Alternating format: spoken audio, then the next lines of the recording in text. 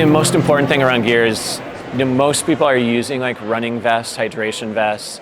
And I know vest has a term here with being a jersey, your singlet in the UK, but basically having some kind of pack that's lightweight but allows you to carry, your rain shell. And I know in the UK, like US, we don't often use rain pants, but like having protection that's windproof, water resistant, and then in some situations, depending on the timing of the year, a waterproof shell, waterproof pants can, even if you're going to sweat inside, it's at least keeping you warm. And then it's having that, maybe if you are on race course where there's big gaps between aid stations, I think the biggest thing is being unprepared and not having enough food, enough water, or having an access or be able to filter water if you're out somewhere.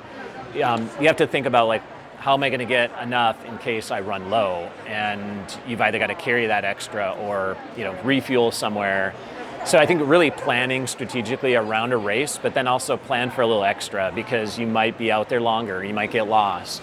I think that's where people get in trouble, is they either unprepared in terms of their gear and their fueling and how they carry that.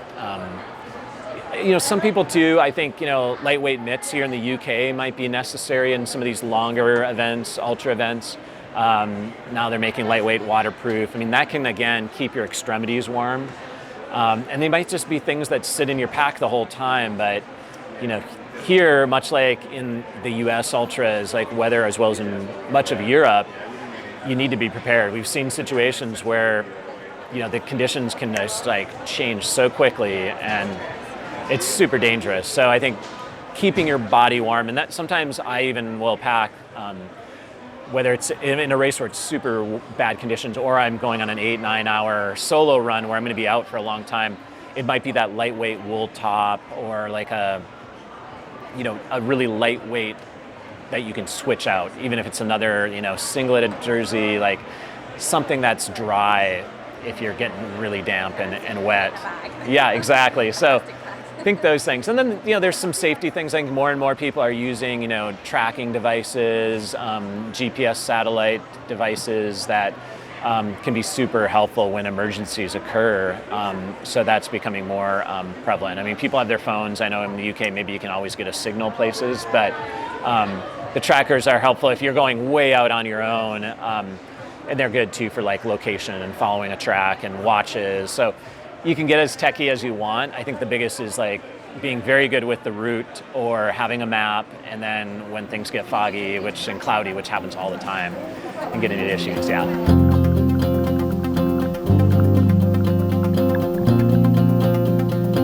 So I said this earlier in my talk, carry wet wipes. Really? Wet wipes are amazing for so many things. If you're out doing a 100-miler, you are going to need to go to the toilet. You need to make sure that you keep yourself unchafed. So wet wipes are amazing. They're also good just for wiping your face and make you feel better. So I always carry those. I personally like to have the lightest kit.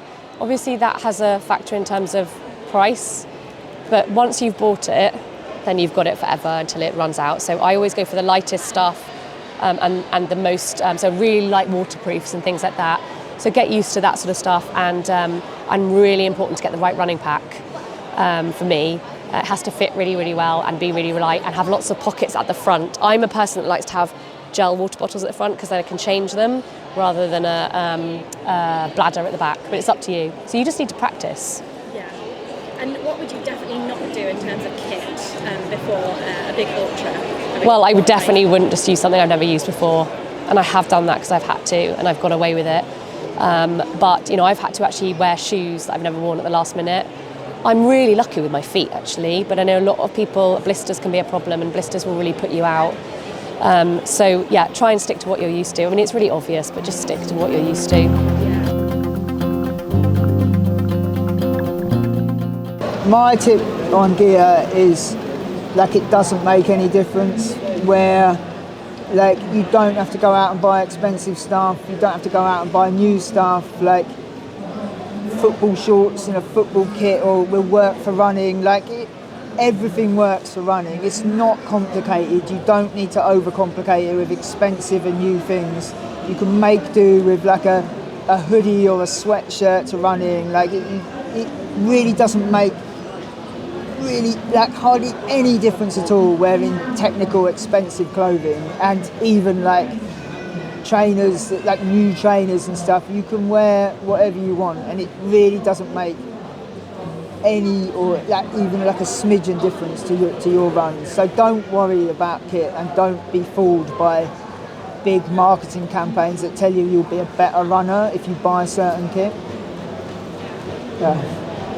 I would definitely make my kit last as long as possible, because from an environmental point of view, when you're thinking about sustainability and stuff, the best choice we can make as runners is to wear the kit you already have and not buy any new stuff. And think of it in just terms of functionality, like not fashion. If your t-shirt works, then just keep it. Yeah? And if it's got a stain on the front, doesn't matter, just keep it, because your best choice for the environment is to make your clothes last longer.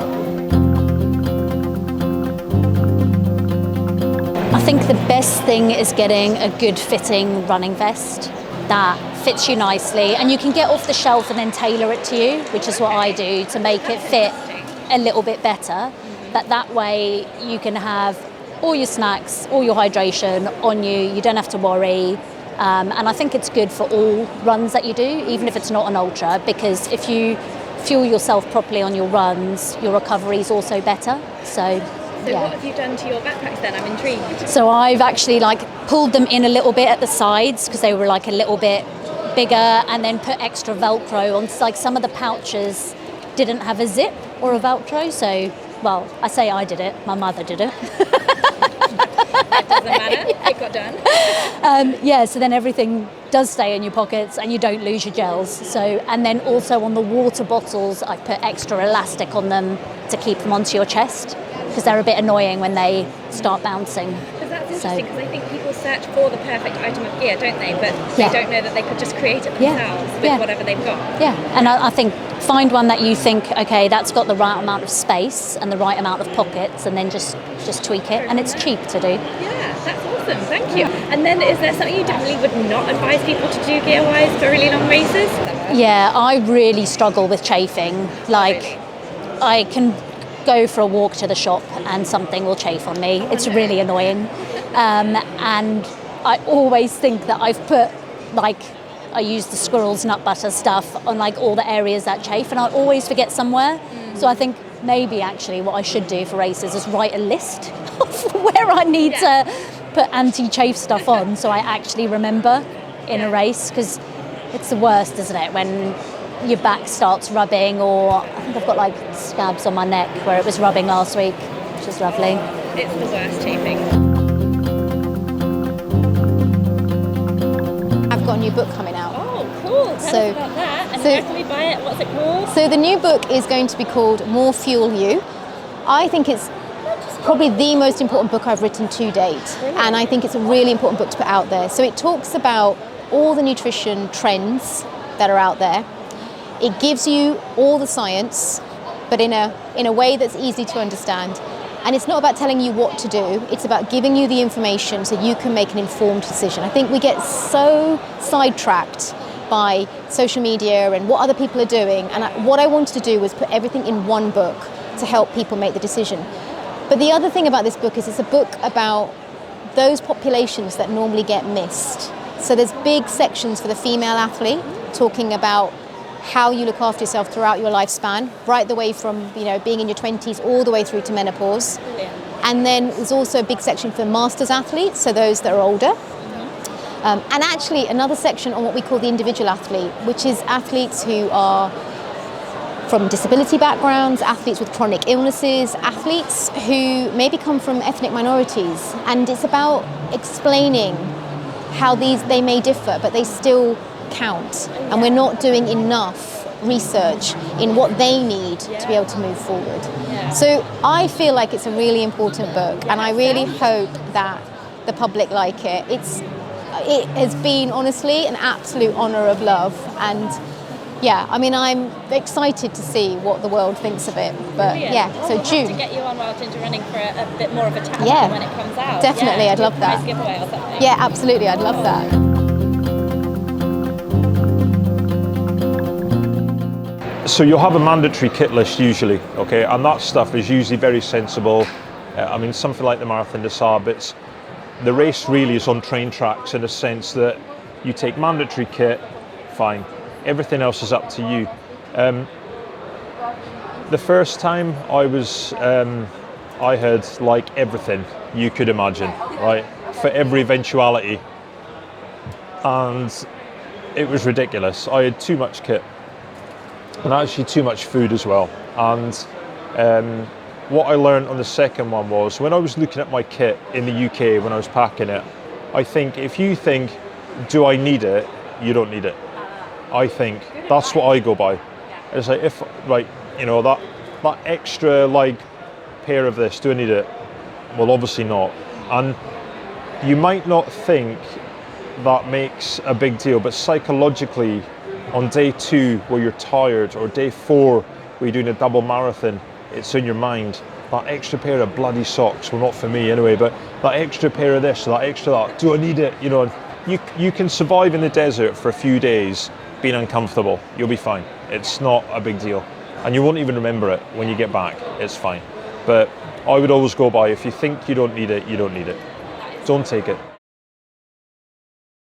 Subscribe free on YouTube and follow me on Instagram for more gear tests and training advice. I also have a book out too for everything you need to know about trail running in one handy package, including more gear advice, nutrition tips, recipes, ways to beat injury, and training plans from 10k to 50k. Check it out here.